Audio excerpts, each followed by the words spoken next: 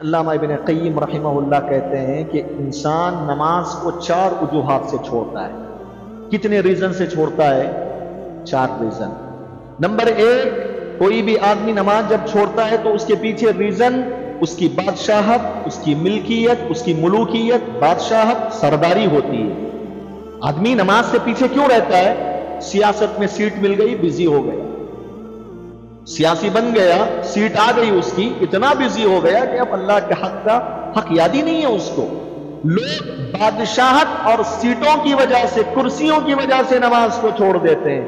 علماء کہتے ہیں جو کوئی مسلمان کرسیوں کی وجہ سے، سیاست اور بادشاہت کی وجہ سے نماز چھوڑتا ہے، اس کا حشر فرعون کے ساتھ ہوگا، کیونکہ فرعون بھی بادشاہت کیا، بادشاہت کی وجہ سے اللہ کا انکار کر دیا تھا، تو اس کا ٹھکانہ کس کے ساتھ ہوگا؟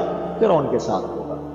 اور دوسری وجہ سے جو آدمی نماز چھوڑتا ہے وہ ہے اس کی ڈیوٹی، اس کی جو ڈیوٹی ہوتی ہے نا، ہمارا نوجوان ہے تو کالج اس کی ڈیوٹی ہے، ہمارا نوجوان کہیں کام کرنے جا رہا ہے تو اس کی ڈیوٹی ہے، ڈیوٹیوں کی وجہ سے، وظیفے کی وجہ سے نماز چھوڑتا ہے۔ علماء کہتے ہیں کہ اگر کوئی بندے مومن اور مسلمان تو اس کی ڈیوٹی نماز سے غافل کر دے تو اس کا حشر حامان کے ساتھ ہوگا، حامان جیسے کافر کے ساتھ اللہ تعالیٰ اس کا حشر کرے گا۔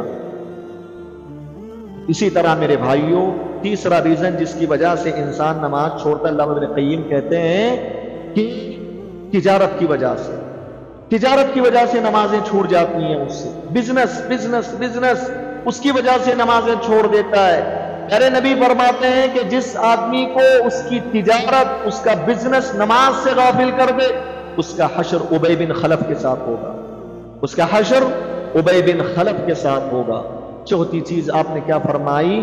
قارون کا ذکر کیا۔ علماء نے کہا کہ جس آدمی کو اس کی مال کی حرص اور تڑپ اس کو نماز سے غافل کر دے، اس کا انجام اور اس کا حشر قارون کے ساتھ ہوگا، کیونکہ قارون پیسے والا تھا، پیسوں کی وجہ سے اللہ کو چھوڑ دیا تھا۔ آدمی اگر پیسوں کی حرص میں آ کر نماز سے غافل ہو رہا ہے تو پھر اس کا ٹھکانہ، اس کا انجام، اس کا حشر قارون کے ساتھ ہوگا۔